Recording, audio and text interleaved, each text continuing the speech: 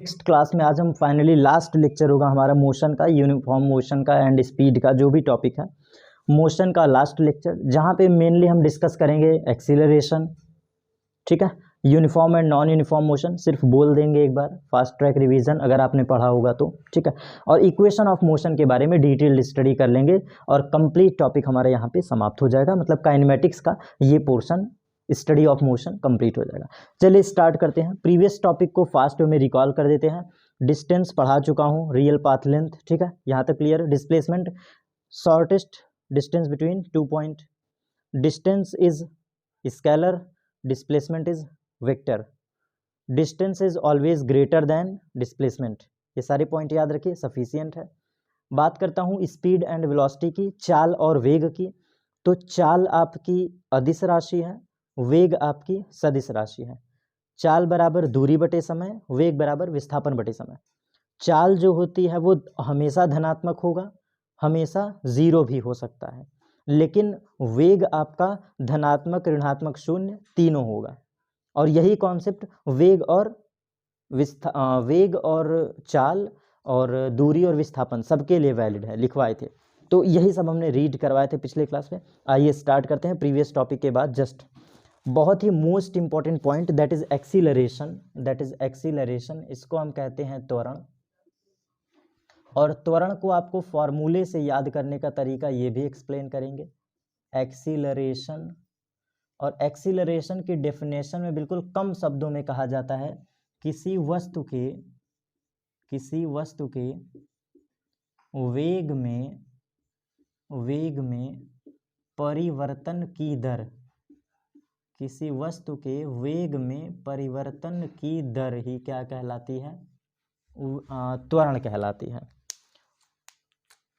Rate of change of velocity, rate of change of velocity. ठीक, by formula अगर हम कहें तो A बराबर होता है del V by del T, और डेल V को हम कहते हैं डेल V को हम कहते हैं चेंज इन वेलोसिटी। यही है तुम्हारा चेंज इन वेलोसिटी, और दिस इज टाइम पीरियड, क्या टाइम लगा है वेलोसिटी को चेंज होने में। हिंदी में लिख दे रहा हूँ, same formula v2 minus v1 upon t2 minus t1, और जो ऊपर वाला टर्म है इसी को हम कहते हैं वेग में वृद्धि या वेग में परिवर्तन, कुछ भी कहो। हिंदी में इसी को जो परिभाषा लिखे हैं वहीं से टर्म निकाल रहा हूँ। ये देखिए, वेग में परिवर्तन, ये चीज़।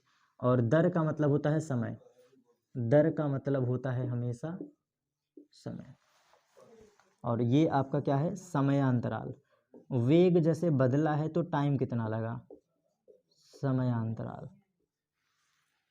छोटा सा एग्जाम्पल के साथ, जैसे मान लो कोई बॉडी है 10 मीटर प्रति सेकंड से चल रही है, तो 10 मीटर से अगर ये बढ़ करके 50 मीटर प्रति सेकंड होता है, जैसे मान लो कि 10 मीटर प्रति सेकंड से बढ़ के 50 मीटर प्रति सेकंड होता है, तो ये होने में कुछ समय लगेगा ना, 1 minute, 2 minute, 3 minute, 1 second, 2 second, 3 second.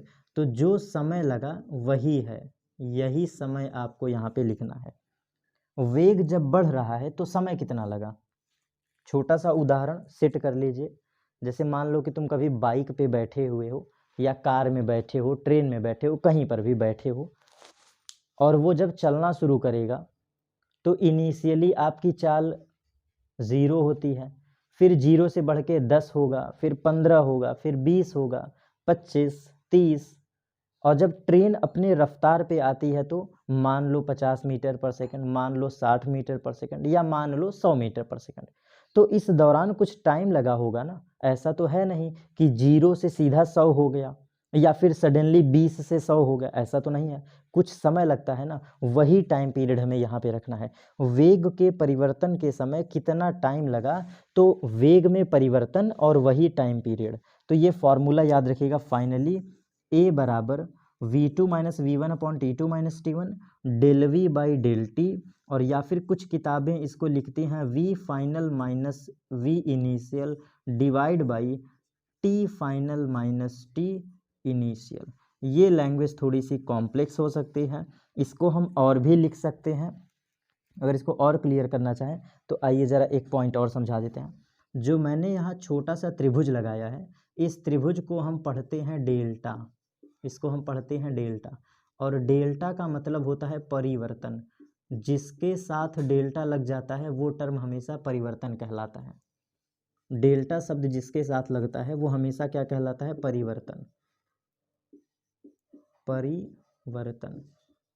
उदाहरण के लिए डेल एस मतलब विस्थापन में परिवर्तन, डेल ए मतलब त्वरण में परिवर्तन, डेल वी मतलब वेग में परिवर्तन, डेल एम का मतलब स्लोप झुकाव, तो स्लोप में परिवर्तन, डेल एफ मतलब बल में परिवर्तन, डेल पी मतलब संवेग में परिवर्तन, डेल डब्ल्यू कार्य में परिवर्तन। तो कुछ भी कहो, डेल शब्द जहाँ लगा, ये छोटा सा त्रिभुज लगा, सबका मतलब परिवर्तन। और परिवर्तन निकालने का सबसे अच्छा रूल होता है फाइनल माइनस इनिशियल, अंतिम माइनस प्रारंभिक। आपको किसी भी चीज़ का परिवर्तन निकालना है तो उसका v final minus v initial, f final minus f initial, velocity, अच्छा वेलोसिटी हो ही चुका है, x final minus x initial. तो कुछ भी आप टर्म ले लो, ये सब कुछ सेम हो जाएगा। ये त्वरण का पॉइंट हमारा क्लियर हो गया। त्वरण बराबर क्या होता है? वस्तु के वेग में परिवर्तन की दर। कॉन्सेप्ट क्लियर हो गया होगा। v2 minus V one upon T two minus T one, v final minus v initial upon T final minus T initial. इतना पॉइंट क्लियर। और अगर हम कहें तो त्वरण आपका दो प्रकार का होता है, एक पॉजिटिव एक्सीलरेशन, एक निगेटिव एक्सीलरेशन। जो एक्सीलरेशन होता है ये टू टाइप होता है, तो मेनली आप समझ लीजिएगा two type of acceleration, two type of acceleration exist in motion. त्वरण के प्रकार, तो त्वरण का प्रकार कितना होता है? दो।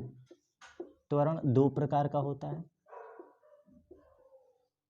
और इन दो प्रकारों में पहला होता है धनात्मक त्वरण, पहला होता है धनात्मक त्वरण, और दूसरा होता है ऋणात्मक त्वरण। Positive acceleration and negative acceleration. बहुत ही मोस्ट इम्पॉर्टेंट नोट यहाँ फिर से कह रहा हूँ, जो ऋणात्मक त्वरण है इसी को आपकी किताबें रिटार्डेशन कहता है, ये शब्द पकड़ लीजिएगा, रिटार्डेशन। और रिटार्डेशन का मतलब होता है मंदन, मंदन। ये शब्द पकड़ लो क्योंकि फिजिक्स में ये आपके लेवल पे बहुत इसका यूज़ होता है। रिटार्डेशन जैसे शब्द सुन लो वहाँ पे आप माइनस ए लिख देना। रिटार्डेशन का मतलब ही होता है माइनस ए। ऋणात्मक त्वरण को ही मंदन कहते हैं। अब मैं बात करूं फैक्ट की कि ये पाया कहाँ जाता है, तो एकदम क्लियर एक लाइन में इसका कॉन्सेप्ट। पॉजिटिव एक्सीलरेशन वहीं होगा जहां पे continuously velocity increases, continuously velocity increases. Sir ये क्या है?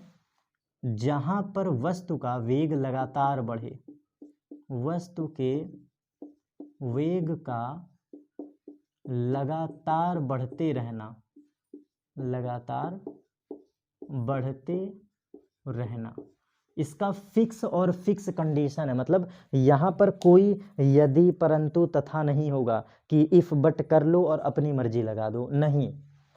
धनात्मक त्वरण सिर्फ तभी संभव है, धनात्मक त्वरण सिर्फ तभी संभव ही है, ये एग्जिस्ट ही तभी करता है जब वस्तु का वेग लगातार बढ़े, कंटिन्यूअसली। अगर गलती से थोड़ा भी डिक्रीज किया ना तो फिर वो पॉजिटिव एक्सीलरेशन नहीं है, निगेटिव एक्सीलरेशन हो जाएगा। तो इसलिए गंभीरता से सुन लो एक लाइन का शब्द, लगातार वेग का बढ़ना नोन एज पॉजिटिव एक्सीलरेशन।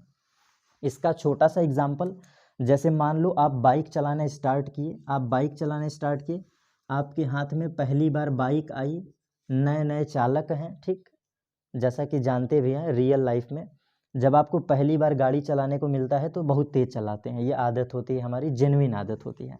अब देखो करते क्या है, जब आप गाड़ी पे बैठेंगे तो शुरू में आपकी स्पीड होगी 10 मीटर पर सेकंड, और तेज तुरंत स्पीड बढ़ाएंगे 40 मीटर पर सेकंड, और तेज उड़ाएंगे 60 मीटर प्रति सेकंड, लेकिन सामने गड्ढा आ गया और गिर पड़े, ठीक, तो ये नहीं करना है।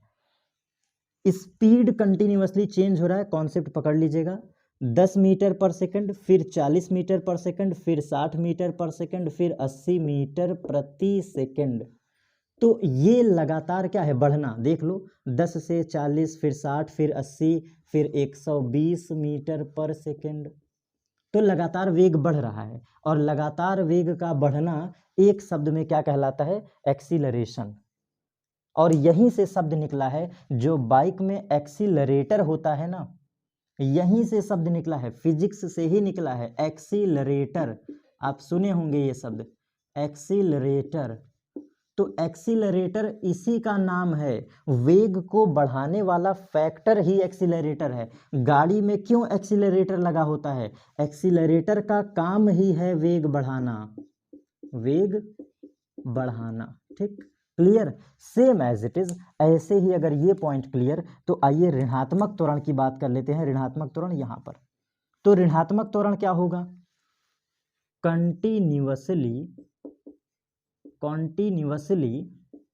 वेलोसिटी डिक्रीजेज, मतलब वेग का लगातार घटना, वेग का लगातार घटना, वेग का लगातार घटना क्या कहलाता है, ऋणात्मक त्वरण। और ऋणात्मक त्वरण को ही दूसरा नाम दिया गया है मंदन, रिटार्डेशन। और इसका कॉन्सेप्ट बिल्कुल क्लियर रख लो। आइए इसके भी कॉन्सेप्ट को समझ ले। ये देखिए आपका कर्व है, जैसे स्टार्ट में आपकी बाइक थी 180 मीटर प्रति सेकंड, आपने ब्रेक लगाया तो 140, और ब्रेक लगाया तो 120, और ब्रेक लगाए तो 60 पे, और ब्रेक लगाए तो 40 पे, और फाइनली ब्रेक लगाते लगाते आपकी बाइक क्या हो गई, 0 मीटर प्रति सेकंड। तो ये ध्यान से देख रहे हो, 180 मीटर पर सेकंड, फिर 140 मीटर पर सेकंड, फिर 120 मीटर पर सेकंड, 60 मीटर पर सेकंड, फिर 40 मीटर पर सेकंड, फिर 0 मीटर पर सेकंड। तो लगातार आपकी वेलोसिटी घट रही है। तो घटता हुआ वेग क्या होता है, ऋणात्मक त्वरण होता है, मंदन होता है। ये पॉइंट क्लियर, ठीक है। इतना पॉइंट आप रिमेंबर रखना, और फिर से पिछले क्लास का सॉरी अभी जस्ट हमने पढ़ाया है, फिर से कॉन्सेप्ट रट लो। जब भी कभी परिवर्तन निकालना हो तो v फाइनल माइनस ई v इनिशियल करना, ये बात रट लो एकदम। हमेशा अंतिम माइनस प्रारंभिक करके ही निकाला जाता है क्या, परिवर्तन, अंतिम माइनस प्रारंभिक। कुछ केस ऐसे होते हैं जिनको रटना ही पड़ता है। तो अभी हमारी क्लास सिर्फ फैक्चुअल चल रही है, यहां तक पॉइंट क्लियर। आइए अब इक्वेशन ऑफ मोशन को रीड कर लेते हैं, क्योंकि इसके बाद इसमें कुछ खास है नहीं। जो मोस्ट इंपॉर्टेंट पॉइंट है that is equation of motion.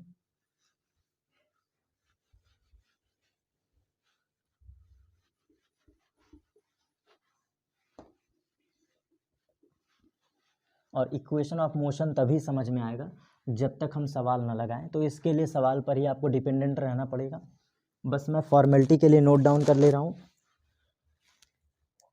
Equation of motion, और एक तरफ लिख दे रहे हैं motion under gravity, motion under gravity. दो पॉइंट अलग अलग हैं, लेकिन इसको भी समझ लेते हैं। मोशन अंडर ग्रेविटी क्या होता है, हिंदी में इसको कहते हैं गुरुत्वाधीन गति, गुरुत्वाधीन गति। और बेसिकली यही मोशन आपके नाम से जाना जाता है, गुरुत्वीय गति, गुरुत्वीय गति, गुरुत्वीय गति, ठीक।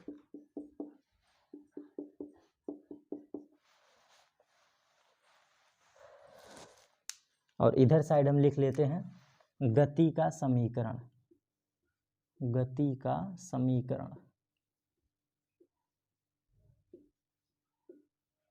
Equation of motion. बचपन से आपको पता है, बस कंफ्यूजन कहाँ होती है, सिर्फ इक्वेशन लगाने में। हम उसको क्लियर कर देंगे। गति का प्रथम समीकरण होता है v बराबर u प्लस ए टी, इसको कहते हैं प्रथम समीकरण, फर्स्ट इक्वेशन ऑफ मोशन। दूसरी इक्वेशन होती है s बराबर U T plus half A T square, इसको कहते हैं second equation of motion, this is द्वितीय समीकरण।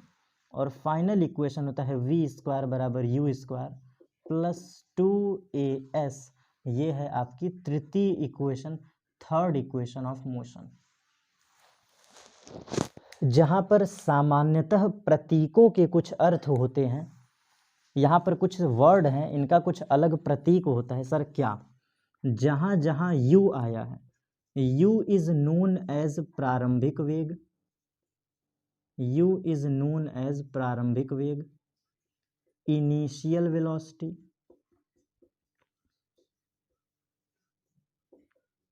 इनिशियल वेलोसिटी, ये पहला पॉइंट।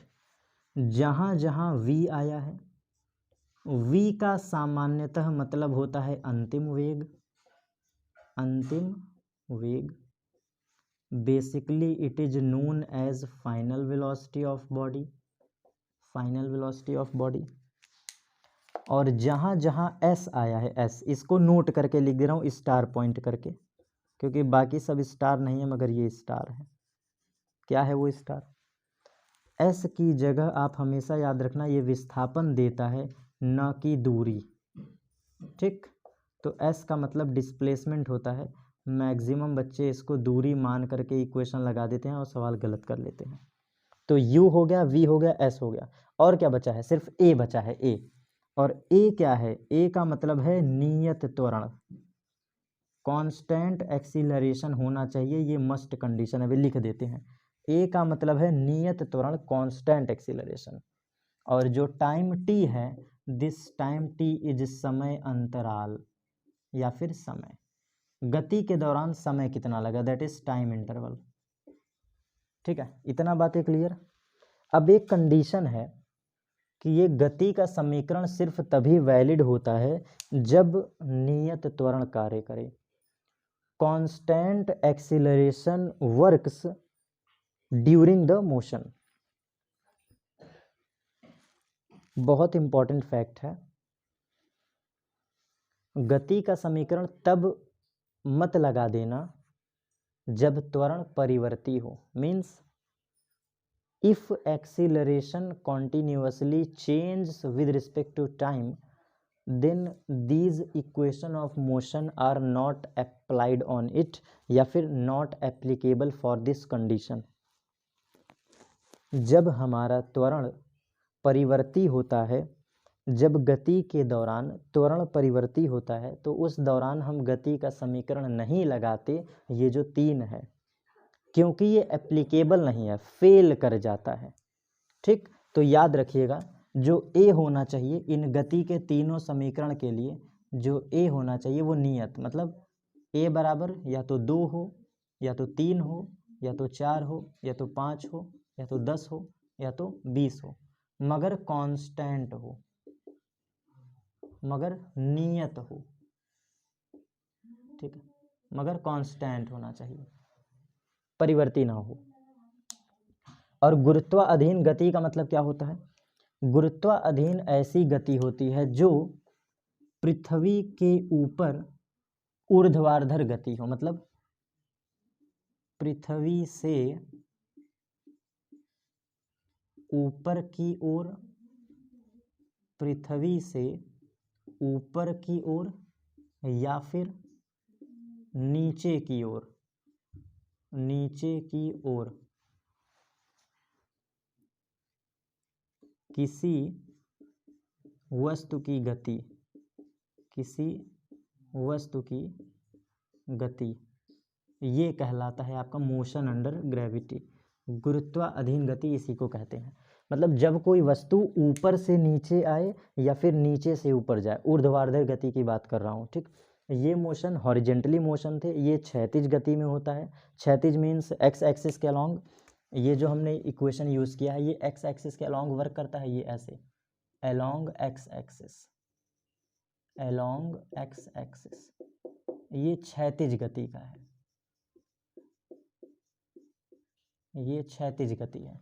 लेकिन मोशन अंडर ग्रेविटी ये वर्टिकल है, मतलब ये है हमारा अर्थ, अर्थ यहाँ से कोई गेंद ऊपर की तरफ जा रही है, ऊपर की तरफ, या फिर ऊपर से कोई गेंद नीचे की तरफ आ रही है, ठीक है। या फिर मान लो कोई पर्सन है, लेट सपोज ये कोई पर्सन है, इन्होंने एक कंकड़ लिया और कंकड़ को ऊपर फेंका, तो ये ऊपर गया ऊपर गया ऊपर गया और फाइनली कुछ समय बाद नीचे आ जाएगा, तो इसको भी हम कहते हैं मोशन अंडर ग्रेविटी। और एक मेन फैक्टर आपको बता दें, यहाँ पर एक फैक्टर है कारक, कारक, और इसका नाम क्यों ऐसा पड़ा है तो आइए ध्यान से समझिएगा। इसको हम आगे पढ़ेंगे ग्रेविटेशन में, लेकिन अभी के लिए याद रख लीजिएगा। गुरुत्वीय बल के प्रभाव में, गुरुत्वीय बल के प्रभाव में प्रत्येक वस्तु की गतियां, प्रत्येक वस्तु में लिख लो, में होने वाली गतियां गुरुत्वाधीन गति कहलाती है, गुरुत्वाधीन गति कहलाती है। कोई भी बॉडी जो पृथ्वी के गुरुत्वीय बल के तहत करता है motion, that is known as गुरुत्वाधीन गति। ठीक, इतना भी पॉइंट ये भी हमारा क्लियर हो गया। ये फैक्टर जो है मोस्ट इंपॉर्टेंट फैक्टर रिमेंबर रखिएगा।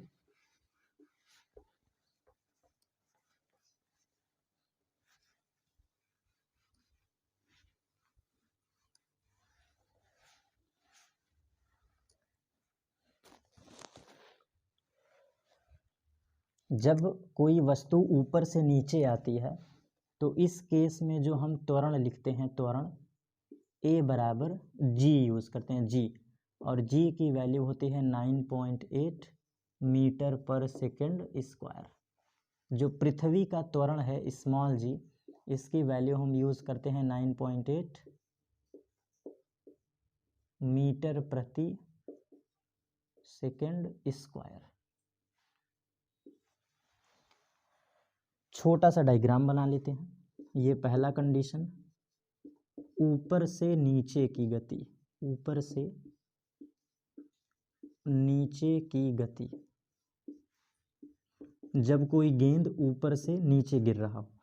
और दूसरा कंडीशन बना लेते हैं, नीचे से ऊपर की गति,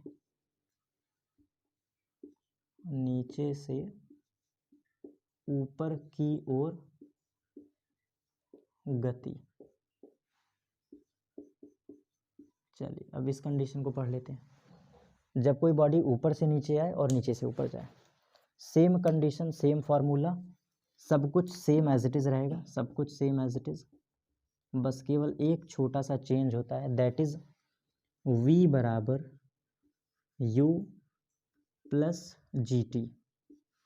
जहाँ जहाँ a दिख रहा है वहाँ वहाँ क्या सब्सटीट्यूट कर दो, g, a बराबर g, और जहाँ जहाँ s दिख रहा है वहाँ वहाँ h रख दो, h। तो ये पहला समीकरण हो गया गुरुत्वाधीन गति का। और दूसरा समीकरण h बराबर U T plus half G T square, ये गति का दूसरा समीकरण। और v square is equal to U square plus 2gh, ये हो गया गति का तृतीय समीकरण। और इसके लिए उदाहरण हम समझ लेते हैं। ये कोई गेंद है, ये कोई गेंद है, ऊपर से नीचे गिर रहा है, ऊपर से नीचे, ठीक, एरो का डायरेक्शन समझ लीजिए। अब सेम वही चीज़ यहाँ पे, जब बॉडी नीचे से ऊपर जाती है तो इस केस में v बराबर u माइनस जी टी, बीच में क्या लग गया, माइनस, क्योंकि नीचे से ऊपर जाने में अगेंस्ट एक्सीलरेशन है, अगेंस्ट। दूसरा इक्वेशन है h बराबर U T minus half G T square, this is द्वितीय समीकरण। And v square is equal to U square plus 2gh, sorry plus नहीं, यहाँ भी माइनस होगा, माइनस। तो जब जब वस्तु नीचे से ऊपर जाएगा बीच में माइनस, बाकी same as it is same. इसका प्रैक्टिस हम न्यूमेरिकल में करेंगे विद कॉन्सेप्ट। ये सिर्फ मैं थियरी पढ़ा रहा हूँ, एक बेसिक थ्योरी, एक जनरल अप्रोच मैं दे रहा हूँ। जनरल अप्रोच ये है, जो आप पढ़े हैं वो जनरली अप्रोच मैं दे रहा हूँ, ठीक। बाकी न्यूमेरिकल के समय कुछ और चलेगा, थोड़ा मोड़ा कॉन्सेप्ट चेंज हो सकते हैं। ये जनरल अप्रोच है, जनरली जो होता है, जो आपको पढ़ाया गया है क्लास 9th 10th में। तो ये जनरल मोशन। बाकी इक्वेशन को यूज़ करते समय हम कुछ और कॉन्सेप्ट एक्सप्लेन करेंगे, ये तो सभी बच्चे जानते हैं, तो इतना मिनिमम आपको पता होना चाहिए, ठीक है। मोशन अंडर ग्रेविटी कंप्लीट, गुरुत्वाधीन गति complete, equation of motion complete. Derivation तो पढ़ना नहीं हम लोग को, क्योंकि डेरिवेशन नहीं करना है, केवल फार्मूला से काम हम लोग चला लेंगे। तो मिनिमम से मिनिमम इतना रिवीजन कर लीजिएगा। अब सीधा हम नेक्स्ट क्लास में मिलेंगे विद न्यूमेरिकल सवाल के साथ, और सवाल बेसिक से स्टार्ट करेंगे, ज़ीरो लेवल से। एक एक सवाल आराम आराम से लिखेंगे, एक्सप्लेन करेंगे, जो भी फिनोमिना है अप्लाई करेंगे। कम से कम इतना ज़रूर पढ़ लीजिए। और जब प्रक्षेप गति पढ़ाएंगे, थोड़ा सा प्रक्षेप गति, तो उस दौरान हम सापेक्ष गति भी पढ़ेंगे। क्लास के दौरान मैं बोल दे रहा हूँ, अगर किसी बच्चे को रिलेटिव वेलोसिटी रीड करने में प्रॉब्लम है, जैसे कहीं कहीं किताबों में सापेक्ष वेग यहीं दे देता है, तो अगर मैं भी किसी को डाउट रहेगा तो मैं क्लियर बोल दे रहा हूँ, मैं सापेक्ष वेग आपको प्रोजेक्टाइल मोशन में पढ़ाऊंगा, प्रक्षेप गति में, मीन्स अगले चैप्टर में। एक विमीय गति में आवश्यकता नहीं है, या कोशिश करूँगा तो करवा दूंगा। तो अभी टेंशन ना लीजिएगा, अभी जो पढ़ा रहे हैं सिर्फ वो टॉपिक फोकस करिए, टॉपिक को कंसंट्रेट करिए, आपके इन टॉपिक से न्यूमेरिकल आते हैं। तो बस ये हमारा फाइनली काइनेमेटिक्स का 95% कंप्लीट, बस अब न्यूमेरिकल बचा है।